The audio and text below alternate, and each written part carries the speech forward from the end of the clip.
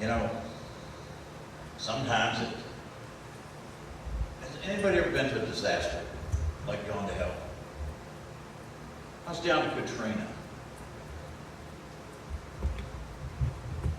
And you go down there, and those folks had lost everything. One 97-year-old lady told me, she said, well, she says, Camille came through in '69. And she says, I didn't lose anything. All one of the shutters blowed off my window. She said, this time the house is gone. They found him in a brush pile last week. She said, that's what I lost, my best friend. We don't realize how people hurt. And sometimes, now I know this is going to sound real strange, but sometimes there's a time that people really don't need to hear about God. Sometimes they need help, and that help tells them about God. You hear some people go down to an area like that, and they start wanting to preach about what God did. Those folks have lost everything they got. Folks around here has lost everything they got. They don't know who to blame. But if you show them through yourself the love that God gave you, they're going to see a whole lot more. That's when you start telling them, well, God will help you out of this. Right now, they're not sure who put them there in the first place. And then a lot of times, these hardships, these difficulties that we're faced with, God sent them for a reason. You know, He chooses the exact time to meet the needs that we have, no matter what those needs are. Sometimes we got to just be patient. Sometimes He says, okay. Sometimes He says, wait a little while. And sometimes He says, you ain't ready for it. And a lot of times the things that we ask God for, we're not ready for.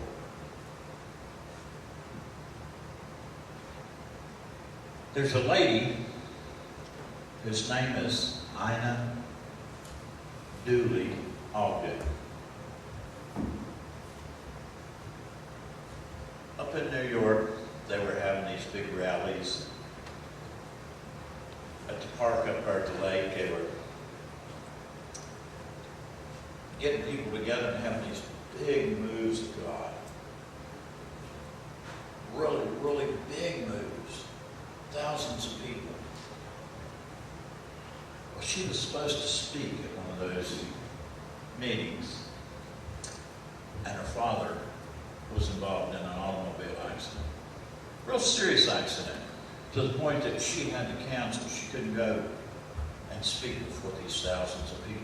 It had been her great big dream. But you know what happened? She wrote a poem. The name of the poem was Right in the Corner Where You Are. How many's heard that song? It's just as happy a song as it could be. Because God had another plan for it. There was a pastor, an evangelist, named Billy Sunday. And he was head of all these big evangelistic campaigns called the Evangelistic Campaigns Ministry. That poem got set to music as a song, and that was his theme song for 23 years. She didn't get to speak and was disappointed, but did she dig a moat? Did she separate herself from the rest of the world? No. She wrote a poem and Right in the Corner Where You Are. That music, that song, that message that she put in that song has been heard by millions and millions and millions of people. Far more people have been blessed by that song than would have been blessed by what she wanted to do. She had a perfect opportunity of becoming an islander and separate herself but she reached out, touched. She might have missed one blessing, but she sure got another. Here's a little side note on that. Billy Sunday, the evangelist, he led Mordecai Ham to the Lord. Mordecai Ham became his music ministry director. And do you know who led Billy Graham to the Lord? Mordecai Ham. So, you never know who you're going to do what to. But when you reach out and help, you reach out and touch. What if Billy Sunday hadn't talked to Mordecai Ham? Do you think Mordecai Ham knew who he was talking to when he led Billy Graham to the Lord? At that camp meeting, that tent. We got to reach out. We got to be part of God's family. We can't be loners. We need a shoulder to cry on. We got to ask him. That's what Christian fellowship is all about. You can't do it by yourself. Matthew 23:11 says, "But that he is the greatest among you, you shall be your servant." How great was Jesus when he walked among man, yet he served his fellow man. No matter what kind of moat that they dug around themselves and tried to show up and be alone, Jesus was there to pull them through. Never turned anybody down. Was always there to help. Jesus walked the path of service. I don't believe Jesus would expect anything less of us than to walk the path of service. It's a two-way street. It's not one way at all. On this side, we might have the person digging the moat, the islander. But over on this side, we got a servant. And if that servant don't serve and do what God's put him here for, and that islander don't share that he needs, as God commanded to be a part of the world, not to be alone, get together, work things out. You just don't know what God will do until he asks.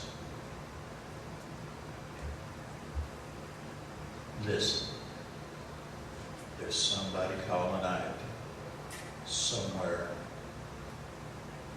A feller told me last week, a couple weeks ago, I guess it was. He said, "You're so blinded to what's going on around you." He said, "My mother-in-law was eating beans for a month, and I didn't know that she didn't have food. My wife didn't even know that her mother was that skinned by." There are people around us that are hurting. Just be aware.